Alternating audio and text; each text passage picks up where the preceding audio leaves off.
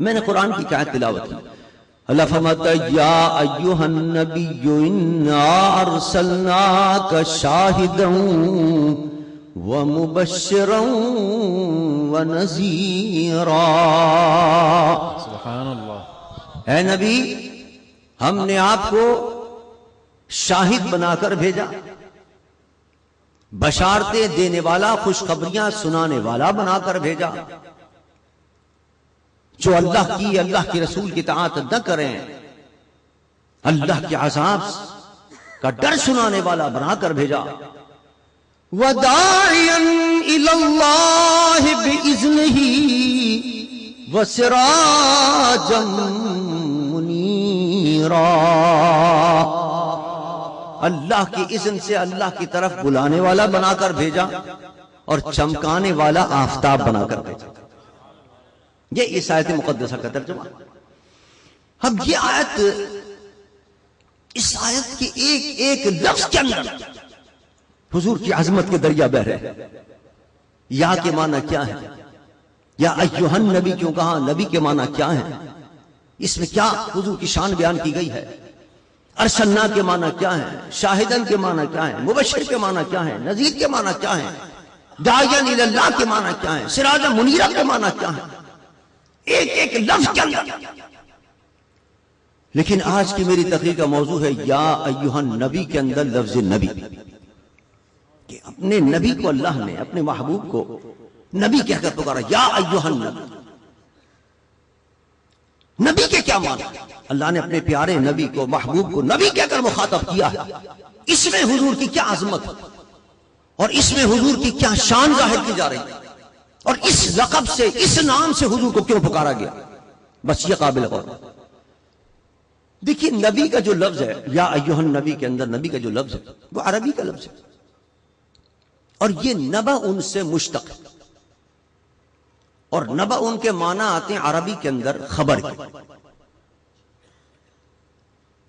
نبا ان سے نبی کا لفظ بنا، اس کے معنی بنے خبر والا. نبی کے معنی کیا بنے؟ خبر والا. جیسے کریم کرم سے بنا، اس کے معنی کرم والا. رحیم رحم سے بنا، اس کے معنی رحم والا. حسین حسن سے بنا، حسن والا. اسی طرح نبی نبا ان سے بنا، اس کے معنی خبر والا.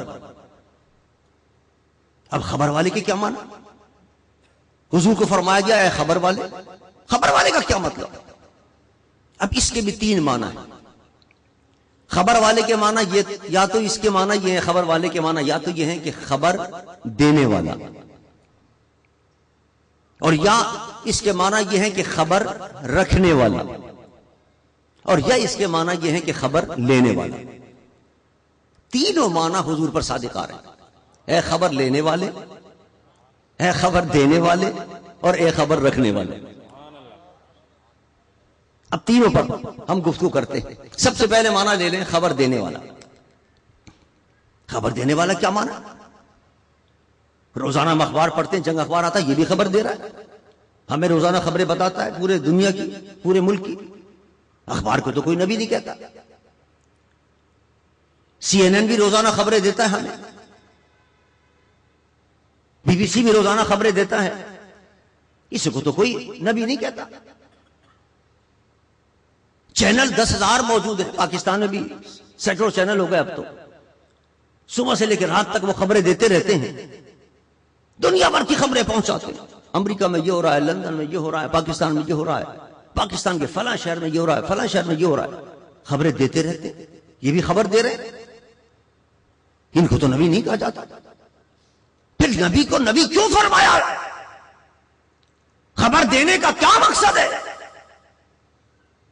ہاں، نبی کو نبی خبر دینے والا اس لیے کہا گیا کہ وہ یہ عام خبریں نہیں دیتے، کہ جو خبریں ہماری آنکھ کے ذریعے، ہمارے حواس کے ذریعے ہم تک پہنچے، بلکہ مصطفیٰ وہ خبر دیتے ہیں کہ یہاں فرش پہ بیٹھتے ہیں اور عرش کی خبریں دیتے ہیں جہاں کی کوئی خبر نہیں دے سکتا. سبحان اللہ، سبحان اللہ.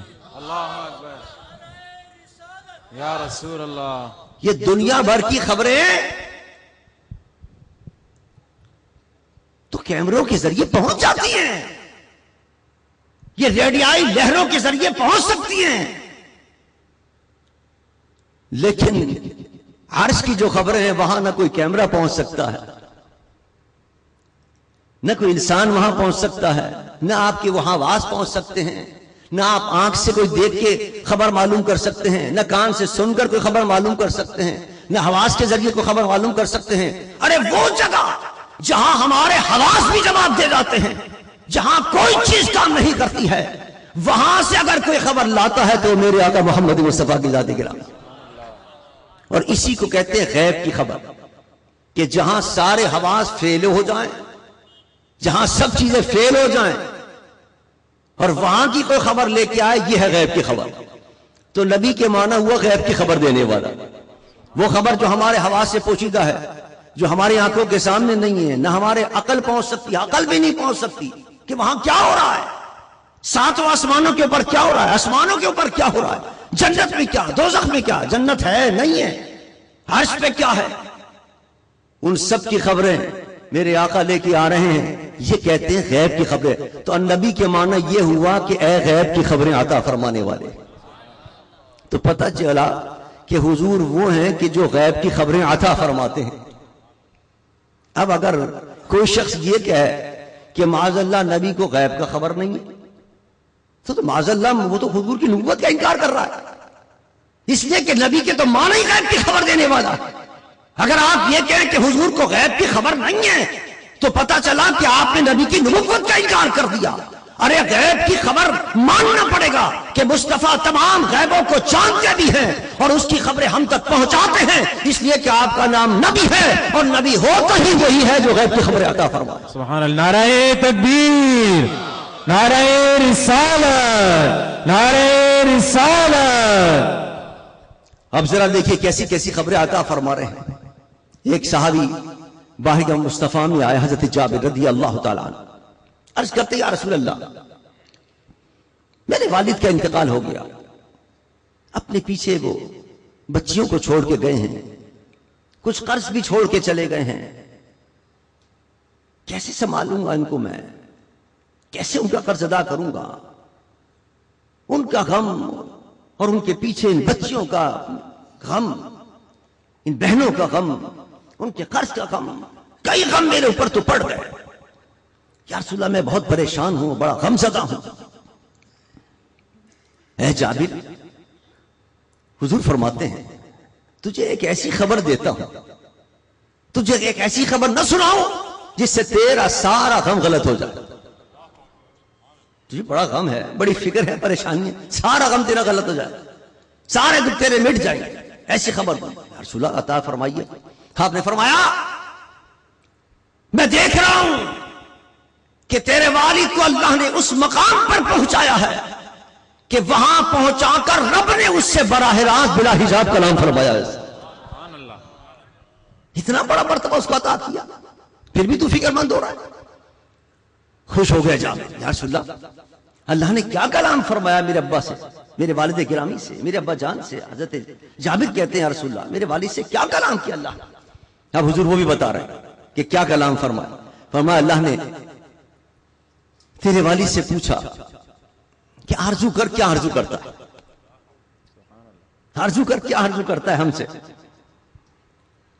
حضرت جابر کے والد اللہ سے آرزو کرتے مولا میری خواہش تو یہ ہے، جنگ احد کے اندر میں نے جام شہادت نوش کیا اور تیرے نام پر جان دینے میں مجھے اتنا مزہ آیا ہے، اتنا لطف آیا ہے کہ میری آرزو تو اب یہ ہے کہ دوبارہ وہی پہنچ سکتی ہے جہاں کسی کی عقل نہیں پہنچ سکتی، وہاں میرے مصطفیٰ کی نگاہ پہنچ رہی۔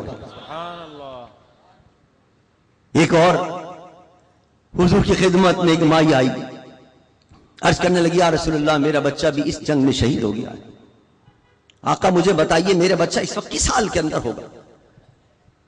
اگر وہ جنت کے اندر ہے اور یہ اگر آپ خبر سنائیں مجھے تو مجھے کچھ سکون مل جائے گا، ماں ہوں میں، اس کے فراق میں تڑپ رہی ہوں، بے چین ہوں، تو میرے اس زخموں پر مرہم ہو جائے گا اگر آپ یہ خبر سنائیں مجھے کہ وہ جنت کے اندر ہے۔ اور اگر وہ جنت میں نہیں گیا تو یا رسول اللہ میں روں گی، پورے جہاں کو سر پہ اٹھا لوں گی رو رو کے۔ سرکار نے فرمایا اما فکر نہ کر، میں دیکھ رہا ہوں تیرا اللہ نے جنت کے 8 درجے بنائے ہیں، اور اس 8 درجوں کے اندر جو آخری درجہ ہے جنت الفردوس، اس کے اندر تیرا بیٹا جو ہے وہ خراب۔ اب آپ اندازہ کیجئے جنت کوئی چھوٹی موٹی تو نہیں ہے کہ کراچی کے برابر ہو یا دنیا کے برابر ہو، آسمان و زمین کے جو وسعت ہے اس کے برابر ہے پہلی جنت، پھر دوسری جنت کا اندازہ اور کیجئے، پھر تیسری جنت۔ یہاں اگر کراچی کے اندر کوئی شخص کھو جائے تو ہم اس کو نہیں ڈھونڈ سکتے کہ بھائی ڈھونڈو کہاں ہے وہ آدمی، کدھر ہوگا، کون سے محلے میں ہوگا، کس علاقے کے اندر ہوگا، کس گلی کے اندر ہوگا۔ جنت جو زمین و آسمان سے زیادہ وسعت رکھتی ہے، حضور پہلی جنت پر بھی نگاہ میرے مصطفیٰ کی نگاہ ہے، فرمایا پہلی جنت کے اندر بھی نہیں ہے، جنت کے دوسرے درجے بھی دیکھ لیا وہاں بھی نہیں ہے، تیسرا دیکھ لیا وہاں بھی نہیں ہے، جنت کے آخری درجہ جس کو جنت الفردوس کے اندر کہتے ہیں وہاں تیرا بیٹا موجود ہے۔ کہاں کہاں کی خبریں لا رہے ہیں حضور سرور کائنات۔ اس لیے فرمایا یا ایھا النبی انا ارسلناک شاہدا ومبشرا ونذیرا، اے نبی غیب کی خبریں عطا کرنے والے، وہاں کی خبریں عطا کرنے والے، جہاں کوئی نہیں پہنچ سکتا مسترا وہاں پہنچ کر وہاں کی خبریں ہم عطا فرما رہے۔ ایک معنی تو یہ ہوئے خبریں دینے والے، النبی کے معنی۔ اب آئیے دوسرے معنی کی طرف۔ نبی کے دوسرے معنی ہے خبر رکھنے والا۔ خبر رکھنے والا، کس کی خبر رکھنے والا؟ ہماری خبر رکھنے والا، آپ کی خبر رکھنے والا۔ ارے ہم اور آپ تو کیا حیثیت رکھتے ہیں، کس کس چیز کی مصطفیٰ کو خبر ہے؟ اس آیت سے اندازہ کیجئے، اللہ فرماتا ہے وَعَلَّمَكَ مَا لَمْ تَكُنْ تَعْلَمْ وَكَانَ فَضْلُ اللَّهِ عَلَيْكَ عَظِيمًا۔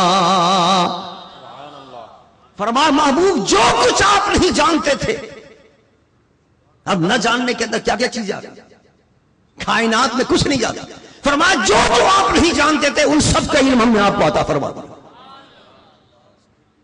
حضرت شیخ عبدالحق مودودی دہلوی رحمۃ اللہ علیہ فرماتے ہیں یہ جو ماں عام لایا گیا ہے، عبارت از احاطہ علوم کلی و جزی، جتنے کائنات کے اندر علوم کلو جزی ہو سکتے ہیں، یہ ماں بتا رہا ہے کہ سب اللہ نے مصطفیٰ کو عطا فرما دیا۔ کوئی علم نہیں چھوڑا، کسی چیز کا علم نہیں چھوڑا جو اپنے محبوب کو عطا نہ کر دیا۔ اور اسی کو بیان کرتے ہیں امام اہل سنت فاضل بریلوی شاہ احمد رضا خان رحمۃ اللہ تعالی علیہ اپنے شعر کے اندر فرماتے ہیں کہ سر عرش پر ہے تیری گزر اور دل فرش پر ہے تیری نظر۔ معراج کی رات حضور عرش پر محو خرام ناز تھا، حضور عرش پہ جلوگر تھے لیکن نگاہ فرش پر تھی۔ سر عرش پر ہے تیری گزر اور دل فرش پر ہے تیری نظر۔ ارے ملکوت و ملک میں کوئی شے نہیں وہ جو تجھ پہ آیا نہیں۔ اے میرے آقا اس زمین و آسمان کے اندر، اس ملکوت و ملک کے اندر، اس کائنات ارضی و سماوی کے اندر، آسمانوں سے لے کے زمین تک اور زمین سے لے کے عرش تک، کائنات کے اندر کوئی چپا ایسا نہیں ہے، کوئی جگہ ایسی نہیں ہے جو آپ کی نگاہوں سے اوجھل ہو۔ ہر چیز اللہ نے آپ کی نگاہوں کے سامنے کر دی۔ اور میرے مصطفیٰ نے خود بتایا، میرے مصطفیٰ نے خود اپنی اس مقام کو خود فرمایا، ظاہر کیا، فرمایا ان اللہ رفع لی الدنیا وانا انظر الیہا وَإِلَى مَا كَائِنٌ فِيهَا إِلَى يَوْمِ الْقِيَامَةِ كَمَا أَنظُرُ إِلَى كَفِّي هَذَا۔ اللہ کا محبوب فرماتا ہے کہ اللہ نے پوری روئے زمین کو اٹھا کر میرے سامنے کر دیا، رفع اٹھایا اور میرے سامنے کر دیا۔ اب میں جو کچھ روئے زمین پر ہو رہا ہے اس کو دیکھ رہا ہوں، پورے روئے زمین پر۔ اور صرف یہ نہیں کہ حضور کے زمانے اقدس میں جو ہو رہا تھا اس کو دیکھ رہے، فرمایا نہیں، کائن الی یوم القیامہ، اس روئے زمین پر جو کچھ اب ہو رہا ہے اس کو بھی میری آنکھیں دیکھ رہی ہیں، اور اس روئے زمین پر قیامت تک جو آنے والے باقیات ہیں اس وقت میری نگاہ اس کو بھی دیکھ رہی ہے۔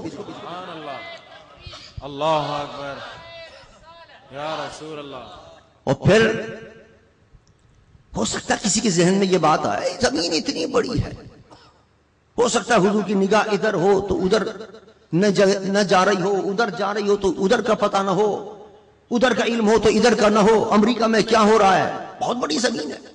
افریقہ میں کیا ہو رہا ہے، فرانس میں کیا ہو رہا ہے، لندن میں کیا ہو رہا ہے، پاکستان میں کیا ہو رہا ہے. ہو سکتا ہے سب پر نگاہ نہ ہو. حضور نے مثال دے کر سمجھایا، فرمایا کما انظر الی کفی ھذا، فرمایا جس طرح یہ ہتھیلی ہوتی ہے نا، اور جس طرح میں ہتھیلی کو دیکھ رہا ہوں اور ہتھیلی کا کوئی حصہ میری آنکھوں سے اوجھل نہیں ہے، سرکار نے فرمایا ہتھیلی کی طرح روئے زمین میرے سامنے ہے، یہاں کا بھی کوئی حصہ میری آنکھوں سے اوجھل نہیں. اس کے لیے فرمایا اللہ نے یا ایھا النبی، اے غیب کی خبریں رکھنے والے، کائنات کے اندر کوئی چیز ایسی نہیں ہے جس کا علم ہم نے اپنے محبوب کو عطا نہ کیا. ہر چیز کی خبر مصطفیٰ کو دے دی. ہمارا محبوب ہر چیز کی خبر رکھتا، ایک ایک امتی کی خبر مصطفیٰ کو ہے. ہم اور آپ یہاں بیٹھے ہوئے ذکر مصطفیٰ کر رہے ہیں، میلاد مصطفیٰ کی محفل سجا کر بیٹھے. خدا کی قسم کھا کر کہتا ہوں میرے مصطفیٰ کو روضہ انور میں پتہ ہے کون کون بیٹھا ہوا. سبحان اللہ سبحان اللہ. حضور کو پتہ ہے، حضور کو علم ہے، نام سے جانتے ہیں حضور کہ کون کون کیا کیا کر رہے ہیں. اور وہ حدیث اس پر شاہد ہے. حدیث وار کے اندر آتا ہے کہ حضرت عائشہ صدیقہ رضی اللہ تعالی عنہ لیٹی ہوئی ہیں، رات کا وقت ہے، آسمان پر تارے چمک رہے ہیں، بھرا ہوا ہے آسمان تاروں سے، رات کا وقت اندھیری. حضور سے عرض کرتی یا رسول اللہ یہ تو بتائیے کہ جتنے آسمان پر ستارے ہیں کیا ان کی تعداد کے برابر آپ کے کسی امتی کے عمل ہے؟ آپ ذرا دیکھیے سوال کیا کیا. یا رسول اللہ جتنے آسمان پر تارے ہیں کیا ان کی تعداد کے برابر کیا آپ کے کسی امتی کا عمل ہے؟ اب ظاہر دونوں چیزیں پتہ ہونی چاہیے. یہ وہی جواب دے سکتا ہے جس کو پہلے تو یہ پتا ہو کہ آسمان پر تارے کتنے، ان کی تعداد کتنی ہے، پھر یہ بھی پتا ہو کہ حضور کی امت کے اندر کس کس کے کتنے کیا کیا عمل کیے اور کتنے کتنے عمل ہے. اور پھر امت مصطفیٰ بھی وہ صرف نہیں تھی جو حضور کے سامنے تھے، جو حضور کی ظاہری حیات مبارکہ میں تھے، بلکہ ہم اور آپ بھی تو حضور کی امتی ہیں. قیامت تک ہمارے بیٹے پوتے پڑ پوتے نواسی آئیں گے، ہمیں کچھ پتہ نہیں کہ آئے گا تو وہ کیا عمل کرے گا، کتنی نمازیں پڑھے گا، ہمیں کچھ پتہ نہیں، لیکن وہ بھی تو حضور کا امتی ہوگا نا. تو قیامت تک کتنے لوگ آئیں گے، سب حضور کی امتی ہیں. حضرت عائشہ نے یہ نہیں کہا یا رسول اللہ اس وقت جو آپ کی امتی ہیں ان کے عمل کے برابر نہیں، مطلقاً پوچھا یا رسول اللہ جتنے آپ کے امتی ہیں ان میں سے کس کے عمل اتنے ہیں جتنے آسمان پر تاروں کے برابر ہیں؟ میرے مصطفیٰ نے فرمایا آسمان پر جتنے تارے ہیں ان کی تعداد کے برابر میرے امتی عمر کے لیے کیا. سبحان اللہ. حضرت عائشہ فرماتی ہیں میں سوچ میں پڑ گئی کہ حضور کو میرے ابا جان حضرت بکر صدیق بڑے پیارے ہیں، بڑے محبوب ہیں، اور قربانیاں بھی ان کی بڑی ہیں، ہر معاملے میں آگے آگے بھی وہ بڑے رہتے ہیں. حضور نے ان کا نام تو لیا ہی نہیں، حضرت عمر کا نام لے لیا. آخر رہا نہیں گیا، حضرت عائشہ صدیقہ رضی اللہ تعالی عنہا سے انہوں نے پوچھ لیا یا رسول اللہ میرے ابا جان کی نیکیاں کتنی ہیں؟ یہ تو آپ نے حضرت عمر کی نیکیاں بیان کی ہیں، اتنی نیکیاں عمر کی کیا آسمان کے تاروں کے برابر ہے، تو میرے ابا جان کی نیکی کتنی ہے؟ سرکار نے فرمایا عائشہ عمر کی ساری ستاروں کے برابر بے حد و حساب نیکیاں ایک طرف، اور ابو بکر کی رات کی ہجرت کی ایک نیکی ایک طرف. سبحان اللہ سبحان اللہ اکبر یا رسول اللہ. کیا شان ہے حضرت صدیق رضی اللہ تعالیٰ عنہ. بتا دیا میرا ظاہری اور باطنی خلیفہ اگر ہے تو وہ ابو بکر صدیق رضی اللہ تعالیٰ عنہ. سبحان اللہ. یہ اشارہ کر دیا حضرت صدیق رضی اللہ تعالیٰ عنہ کی عظمت بیان کر دی. یہی ہم اہل سنت والجماعت کا عقیدہ ہے کہ حضور سرور کائنات صلی اللہ علیہ وسلم کے روحانی خلیفہ بھی پہلے اور ظاہری خلیفہ بھی پہلے اگر ہیں تو صرف ابو بکر صدیق رضی اللہ تعالیٰ، اور دوسرے خلیفہ حضرت عمر فاروق، اور تیسرے حضرت عثمان ذو النورین، اور تیسرے حضرت مولا علی، چوتھے حضرت مولا علی کرم اللہ وجہ. اب آپ اندازہ کیجئے، دیکھیے نا حضور نے یہ بتا دیا کہ میرے امت کے اندر جو نیکیاں ہیں وہ عمر کی ہیں، اور کتنی نیکیاں ہیں آسمان پر تاروں کے برابر. تو پتہ چلا حضور کو یہ بھی پتا ہے کہ آسمان پر تارے کتنے. اب آپ اندازہ کیجئے اس ترقی یافتہ دور کے اندر جب سائنس اپنے عروج پر پہنچ چکی ہے، وہ کہتے ہیں ہمیں یہ پتہ ہی نہیں ہے کہ تارے کتنے ہیں، اور پورے آسمان کے تارے تو بہت دور کی بات ہیں۔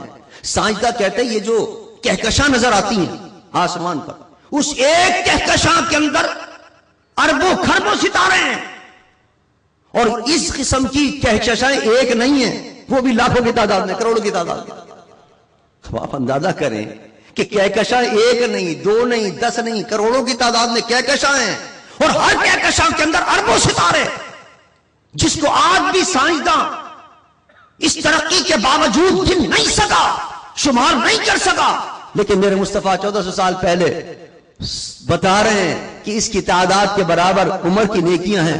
پتہ چلا آسمان پر جتنے ستارے تھے مصطفیٰ کو ان کی تعداد بھی پتہ تھی، اور قیامت تک آنے والی امت مصطفیٰ کی عمل بھی میرے مصطفیٰ کی نگاہوں کے سامنے تھے، ہمارے اور آپ کے عمل بھی حضور کی نگاہوں کے سامنے، کہ میرے امتی کون کون سے عمل کریں گے، کتنے کام کریں گے، حضور کی نگاہوں کے سامنے ہے سب۔ اس لیے فرمایا یا ایھا النبی، اے خبر رکھنے والے۔ ہم اور آپ تو چھوٹی موٹی خبریں رکھتے ہیں، کراچی کی خبر، حیدرآباد کی خبر، حیدرآباد میں کیا ہو رہا ہے، اخبار سے پڑھ کر 2-3 خبریں معلوم کر لیتے ہیں، لندن میں کیا ہو رہا ہے، امریکہ میں کیا ہو رہا ہے۔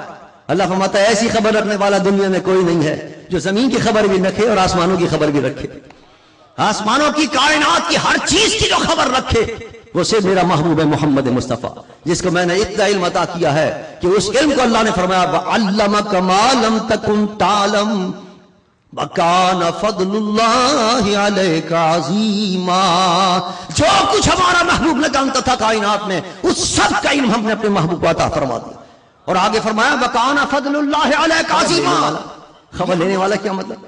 ہم اردو میں بولتے ہیں کہ صاحب یہ بیچارہ بے کس ہے، بے بس ہے، کوئی اس کی خبر نہیں لے رہا بیچارے، بے بسی کے عالم کے اندر کوئی خبر ہی نہیں لیتا اس کی بیچارے، اس کے پڑوسی بھی اس کی خبر نہیں لیتے، اس کے رشتہ دار بھی اس کی خبر نہیں لیتے بیچارے کی، بے بسی کے اندر پڑا ہوا ہے۔ اب خبر لینے کے معنی یہ ہوں گے کہ یہ وہ ذات ہے کہ جس کا کوئی پرسان حال نہ ہو، جس کی کوئی خبر لینے والا نہ ہو، خواہ وہ دنیا کے اندر ہو، خواہ وہ قبر کے اندر ہو، خواہ وہ حشر کے اندر ہو، اس کی اگر کوئی خبر لینے والا ہے تو محمد مصطفیٰ کی ذات گراں۔ سبحان اللہ۔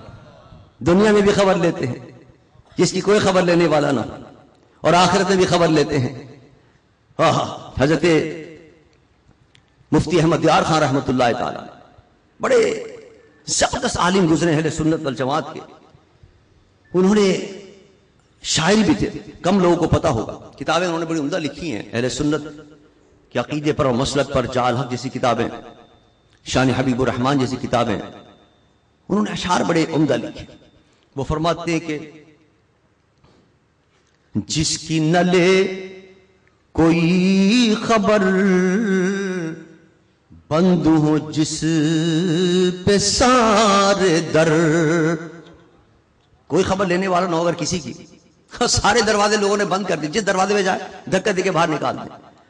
جس کی نہ لے کوئی خبر، بند ہو جس پہ سارے در، اس کا تو ہی ہے چارہ گر، آئے تیرے جوار میں۔ حضور کے پاس آ جائے وہ بے کس و بے بس، دامن مصطفیٰ کو تھام لے، اس کا کوئی بھی نہیں ہوگا، مصطفیٰ اس کا آسرا ہوگا۔ اور دکھایا حضرت خالد بن ولید کہتے ہیں ایک جنگ میں پھنس گیا میں، بہت بڑا لشکر تھا عیسائیوں کا، میں سمجھ رہا تھا کوئی چھوٹا موٹا لشکر ہوگا، 5-10 ہزار لوگ لے کے نکل گیا، وہاں 1,00,000 سے زیادہ مجمع تھا، میں گھبرا گیا، پریشان ہو گیا، سارے دروازے بند تھے۔ یہ نیا دور تو تھا نہیں کہ فوراً ٹیلی فون کے ذریعے اطلاع کر دیں گے صاحب یہ تو بڑا دشمن قوی ہے، کوئی کمک بھیج دو، اسلحہ بھیج دو، فوری نئی فوج بھیج دو۔ ہاں تو کئی مہینوں میں جا کر لوگ پہنچتے تھے، گھوڑوں پر اونٹوں پر سوار ہو کے جاتے تھے، میدان جنگ کے اندر تنہا حضرت خالد بن ولید چند فوجیوں کے ساتھ کھڑے ہوئے ہیں، چاروں طرف سے محاصرہ کر لیا بطری موس جو اس وقت کا بادشاہ تھا عیسائیوں کا، اس نے لاکھوں کی فوج کے ساتھ مقابلہ تھا۔ حضرت خالد بن ولید گھبرا گئے، اور وہیں سے مدینے کی طرف رخ کر کے کھڑے ہو کر کہتے ہیں یا محمدہ، یا محمدہ، اے میرے آقا کرم فرمائیے، عقیدہ قومی میرے ساتھ تو بڑا دھوکا ہو گیا، میں تو سمجھا چھوٹا موٹا لشکر ہوگا۔ اللہ، حضرت خالد کیا کہیں، مدینے کی طرف رخ کر کے اپنے آقا کو پکار کر جب میں نے اپنے چند 100 آدمیوں کے ساتھ حملہ کیا، اللہ نے لاکھوں پر مجھے فتح عطا فرما۔ سبحان اللہ۔ اس لیے فرماتے اللہ اکبر۔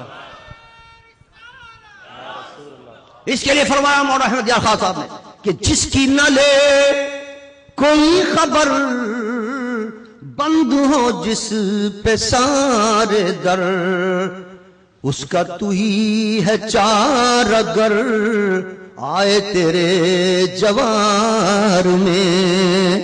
اور یہ تو دنیا ہے، سب سے بڑی مشکل گھڑی تو قبر کی ہوگی، جہاں اپنے ساتھ چھوڑنے والے بھی ساتھ چھوڑ کے چلے جائیں گے۔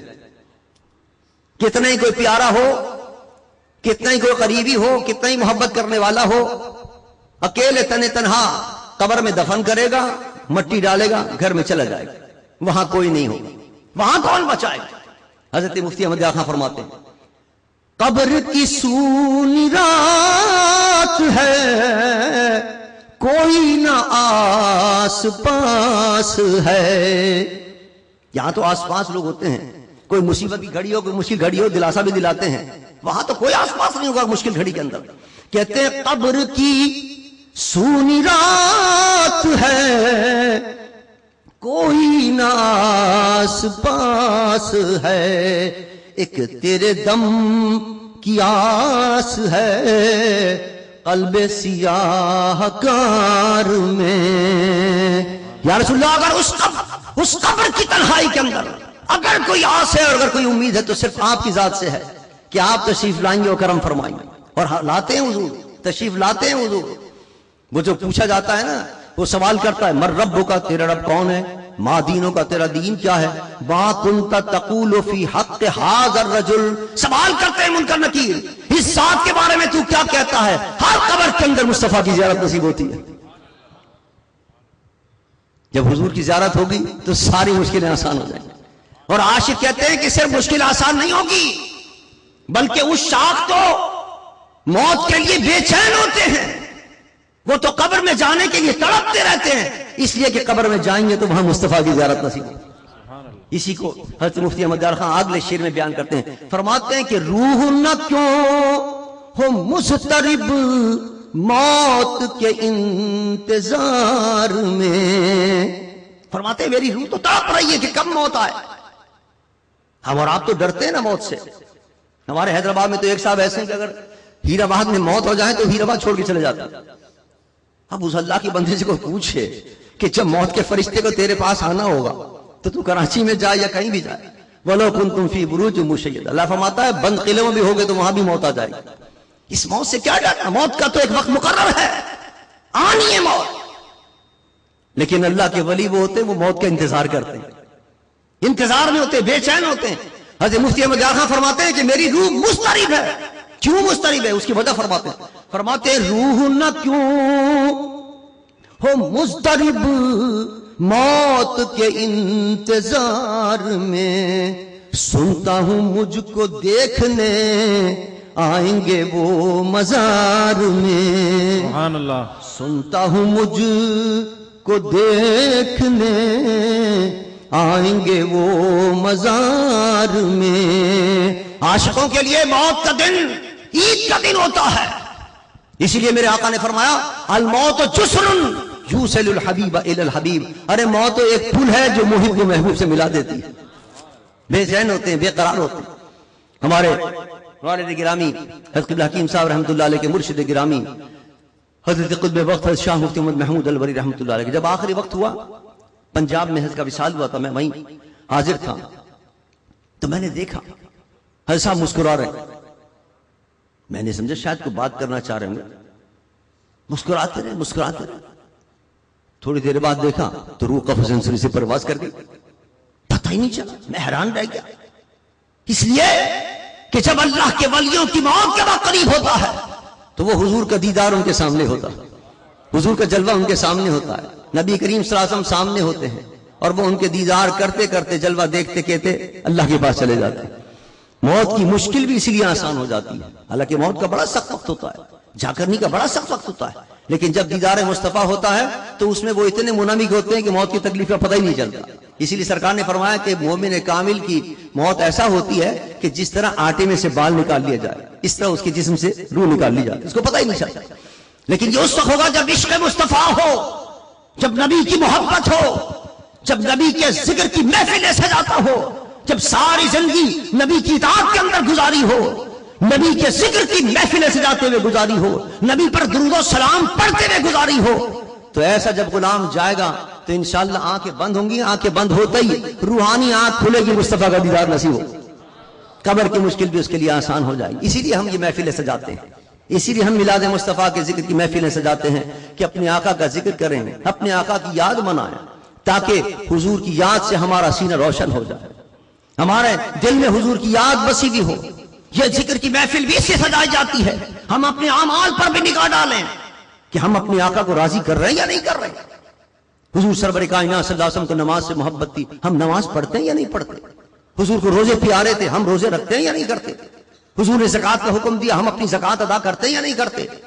حضور نے حج فرض کیا ہمارے اوپر, ہم نے زندگی میں ایک مرتبہ حج کیا یا نہیں کیا. حضور کو شراب سے نفرت تھی, ہم کہیں شراب تو نہیں پیتے. حضور کو زنا سے نفرت تھی, ہم زنا تو نہیں کرتے. جھوٹ اور غیبت سے, کسی کا مال حرام کھانے سے حضور کو نفرت تھی, کیا ہم کسی کا ناحق مال تو نہیں کھا رہے. رشوت اور سود کھانا, اللہ فرماتا یہ مجھ سے جنگ کرنا ہے, کیا ہم سود کا لین دین تو نہیں کرتے. یہ ہمیں اپنی زندگی پر نگاہ ڈالنی چاہیے. یہ میلاد مصطفیٰ کی محفل سجانے کا مقصد یہی ہے کہ دیکھیں اور اپنی قبر کی تیاریاں کریں. قبر میں جائیں گے, حضور کی زیارت ہوگی, کیا منہ دکھائیں گے حضور کو جا کر کے, نماز نہیں پڑھتے آئے. صورت بھی ایسی بناؤ کہ حضور کہیں کم سے کم داڑھی رکھ کر جاؤ. داڑھی رکھ کر جاؤ گے, حضور فرمائیں گے ہاں میرا امتی آ رہا, اور داڑھی منڈوا کے جاؤ گے, سرکار فرمائیں گے, سرکار نے فرمایا تھا کہ داڑھی بڑھایا کرو اور مونچھیں پست کیا کرو. خالف الیہود والنصارى, یہود و نصارہ کی مخالفت کرو, کیونکہ یہود و نصارہ الٹا معاملہ کرتے ہیں. وہ داڑھی مڑواتے ہیں, مونچھیں لمبی رکھتے ہیں بڑی بڑی, تم اس کے برخلاف کرو, مونچھیں پست کرو اور داڑھی بڑھایا کرو. تو اگر ہم اس طرح کر کے جائیں گے تو اپنے آقا کو خوش کریں. حضور فرمائیں گے میرا امتی آ رہا ہے, اور اگر داڑھی منڈوا کے جائیں گے تو یہ تو عیسائیوں والی صورت بنا کے جا رہے ہیں, اپنے آقا کو خوش تو نہیں کر رہے. میلاد مصطفیٰ کی محفل میں ہمیں یہ بھی تہیہ کر کے اٹھنا چاہیے, موت کی منزل قریب ہے, قبر میں جانا ہے, ہر ایک کو جانا ہے, تو قبر کی تیاری تو کرو. ایسی صورت